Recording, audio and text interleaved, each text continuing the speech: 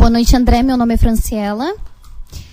Eu gostaria de saber de que maneira que vocês fazem a seleção, no seu caso, de que maneira você selecionou os principais jogos, os principais eventos esportivos para fazer a cobertura.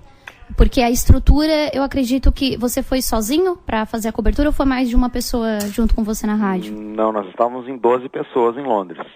A gente tinha um estúdio no IBC, né, que é o local onde se tem todas as imagens, né, se recebe todas as informações do que está acontecendo, né, e aí, por escala, né, e por ordem de importância, primeiro pelo Brasil, a gente ia determinando o que ia ser feito naquele dia, naquele horário, e até meio que por região, de repente, o que é... Vamos pegar Criciúma e Araranguá. Se tinha um jogo em Araranguá e dava tempo de chegar a Criciúma, a gente fazia isso, ou vice-versa, né, para fazer coisas assim, muito próximas, né?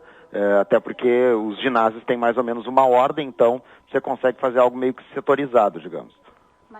Mas nesse caso conseguiam cobrir, assim, quantos jogos por dia? Olha, em média... É muito difícil te dizer assim, te precisar um número, até não sei te dizer, porque dependia muito das competições. Às vezes você vai lá, faz o jogo de basquete, vai pro vôlei, do vôlei vai pro handball, do handball vai pro estádio de atletismo, e acompanha 4, 5 provas, vai à natação, da natação vai pra prova dos saltos ornamentais, e assim vai indo. Não há aquilo assim, você vai fazer 3 ou 4, faz tudo que é possível fazer, dentro, como eu disse, daquela necessidade que existe priorizando o Brasil. André, Thiago, boa noite. Tudo bom? Uma pergunta um pouco clichê, mas vamos lá. Tu já acompanhou essa e outras Olimpíadas, outros jogos, né? E conheceu bem de perto as estruturas do ginásio, das modalidades aí, das diferentes modalidades, e pôde presenciar tanto a parte que a imprensa fica localizada, estrutura de hotéis, enfim. Tu acha que o Brasil ele vai surpreender ou nós vamos passar vergonha aqui no Brasil com tudo que tu viu lá em Londres e nos outros jogos? Não, a gente não vai passar vergonha, isso eu tenho convicção. A primeira coisa, se tu me perguntar, tu era a favor de que a Copa do Mundo e a Olimpíada fossem feitas no Brasil, se eu pensar friamente eu te responderia da seguinte maneira: não, porque acho que existem outras prioridades. Se eu pensar pelo outro lado, de tudo que eu sei que pode trazer de benefícios, desde que tudo seja utilizado da forma correta, eu sou amplamente favorável. Como já está escolhido e não tem mais o que fazer, né, eu acho que tem que abraçar e tem que fazer o melhor possível. E acho que é possível sim. Acho que feio o Brasil não vai fazer. Acho que o Brasil tem condição muito grande. O Rio de Janeiro, por exemplo, que é a sede da Olimpíada, é uma cidade acostumada a receber turistas o ano inteiro. Não vai ser nenhuma surpresa para a cidade. Acho que feio não. Tem algumas coisas a evoluir, acho que a questão de transporte e segurança são as principais, mas acho que vamos sim conseguir fazer uma Olimpíada a contento e dentro do que é absolutamente normal aí no padrão mundial. Boa noite, André. Débora. André, se tratando um evento desse porte que é as Olimpíadas, a emoção do momento influencia? Tem como ser informal ao passar o resultado dos jogos? Tem como ter essa imparcialidade ou a emoção acaba se sobressaindo? Na verdade tem, porque tu está lá para contar uma história, né? Ou contar histórias do que estão acontecendo. Claro que se tiver numa transmissão, é diferente de um jogo de futebol onde tu tem que manter a mais absoluta distância possível do que está acontecendo e apenas relatar o que tu vê. Mas ali é o Brasil contra alguém. Então ninguém vai te recriminar se tu tiver num jogo de vôlei, por exemplo, de basquete, torcendo para o Brasil. Tu está transmitindo ele para o Brasil, tu não está transmitindo ele para outros lugares. É um jogo de futebol, a gente transmite para o Brasil inteiro e aí pode ter pessoas de outros lugares acompanhando. Agora ali não, está transmitindo para o Brasil, para o teu país, aí não há problema nenhum em digamos assim, torcer, mas sem distorcer os fatos. Oi, André, aqui é a Flávia. A gente queria saber qual modalidade tu sentiu mais dificuldade para fazer a cobertura. Das que eu fiz esse ano, a luta final do boxe do Esquiva Falcão.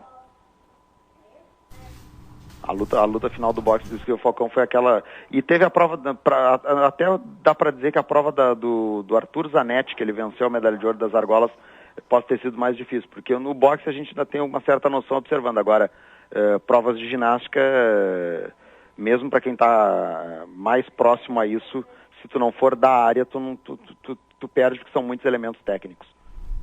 Oi, André. Camila, eu gostaria de saber como foi cobrir tantas modalidades diferentes, se teve alguma dificuldade ou já foi bem preparado antes, e se teve dificuldades, quais os esportes?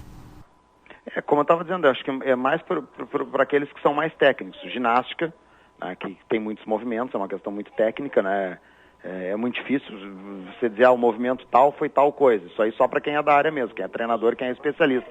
E esportes que levem a esse tipo de coisa, aos saltos ornamentais, por exemplo, natação, atletismo, voleibol, basquete, até o próprio pentatlo, que são 5 modalidades, mas que você sabe mais ou menos o que tem que fazer, judô, enfim, a dificuldade ela é menor. Agora, aqueles que são extremamente técnicos, a dificuldade é muito grande.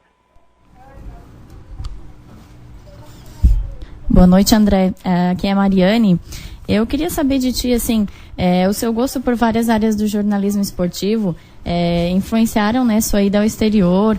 E eu queria saber para ti como foi esse desafio em relação como era a tua rotina lá também, assim, como foi para ti te adaptar, né, a diversas culturas, ao tipo de vida de diversos lugares, assim. Tá, a primeira coisa que eu fiz no avião, eu já botei o relógio no horário de lá, né? Foi para lá, vive lá, come lá, acorda lá, dorme lá, faz tudo pelo horário de lá. Mesmo que você trabalhe no horário do Brasil, você tem que viver o horário tem que viver no país que você está. E aí depois, as outras questões são como se eu estivesse trabalhando aqui, né? Com a diferença do horário. Então eu apenas reprogramei o meu relógio biológico. Isso leva 2, 3 dias, e depois fiz o mesmo na volta aqui ao Brasil. E no mais, você acaba, digamos assim, driblando as dificuldades na medida do possível. A questão física é aquela que pesa mais, mas ela pesa já na reta final. No começo acaba indo tudo com um pouco mais de tranquilidade. André, Eduardo novamente. Em relação, claro, né, durante o tempo dos jogos talvez não tivesse nem tempo para viver muito isso, mas como é que para você como jornalista estar lá em Londres, vivendo esse clima olímpico também? Como é que é essa questão de viver na cidade, ver as pessoas, elas lá estavam mesmo integradas ao clima olímpico, e era percebido isso também? Como é que era a tua rotina em relação a isso também? Ao passar na rua, ao ver as pessoas, não sei se chegasse a fazer alguma matéria em relação à população de Londres, abraçando o jogo ou não, como é que era isso lá? Não, a cidade estava assim, ela estava bastante integrada.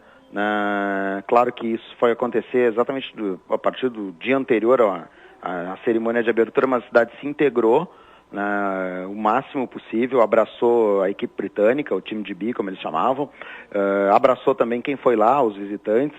Eles tinham toda uma dedicação exclusiva à Olimpíada, mas claro, manteve a sua rotina de uma cidade gigantesca como é Londres, que tem a sua rotina. E Londres é a história aquela, se andar de chinelo de dedo, de terno e gravata, ou usando as duas coisas ao mesmo tempo, as pessoas não vão te observar na rua, porque existe uma diversidade muito grande de povos, culturas e dos mais diversos tipos, digamos assim. Então, para quem estava focado para a Olimpíada, o foco era a Olimpíada. E ainda como pegou uma época de férias escolares, facilitou um pouco mais. Quem ficou em Londres realmente ficou para curtir a Olimpíada, mesmo sendo a população londrina. Eu só quero... e aí, infelizmente, até estou gostando de bater o papo, que eu tinha falado pro Denis que eu tenho um outro compromisso também, e já estou sendo quase que puxado pela porta aqui, viu, Denis? Então, tu vai responder a última pergunta, que é sobre futebol, porque essa é infalível, Moisés. Boa noite, André, Moisés, tudo bem? Tudo. Então é o seguinte, a seleção brasileira de futebol do Mano, existia uma expectativa muito grande em cima de uma medalha de ouro, né? Qual foi o clima que tu sentiu, o que tu vivenciou por lá depois de eles ter perdido essa oportunidade? Frustração, né? A frustração foi grande até porque o Brasil levou quase que a sua melhor seleção para a Olimpíada para jogar com jogadores de idade menor, né? E a maioria deles de qualificação menor também, e teve dificuldades em todos os momentos. Se a gente pegar jogo a jogo, o Brasil não foi superior em nenhuma partida. Ele venceu, mas não mostrou toda aquela superioridade. E a decisão acabou perdendo para um México muito melhor que ele, e aí enfrentou dificuldades muito grandes mesmo. E a frustração muito grande que deixou subentendido que até o trabalho do próprio Mano poderá ainda vir a ser contestado na frente em função do que aconteceu. Para mim, se tu me perguntar assim, qual foi a grande decepção da Olimpíada, eu colocaria duas. Uma, a Fabiana Müller do atletismo, que se esperava muito dela, ela não fez absolutamente nada, e ela simplesmente desistiu, ela não competiu, ela desistiu, evento tinha para todo mundo lá na pista de atletismo, e a outra foi a seleção de futebol. Legal. Andrezinho, para fechar, um conceito de um jornalista esportivo experiente, Copa do Mundo ou Olimpíada? O que tu prefere? Eu prefiro a Olimpíada, Denis. Sinceramente, eu prefiro porque, digo assim, a Copa do Mundo tem 32 países, a Olimpíada tem 205. E você tem capacidade de viver histórias diferentes, como, por exemplo, foi citado o Oscar Pistorius. A Copa do Mundo ela é contada pelos vencedores, a Olimpíada nem sempre. André, obrigado pela atenção conosco aqui da Faculdade SATIC, sucesso, um abraço e até a próxima. Um abraço, estou à disposição, desculpa pela pressa mesmo, que pintou um compromisso relacionado à Olimpíada de última hora aqui em Porto Alegre. E viva a Olimpíada, um abraço, André. Outro, Denis, valeu.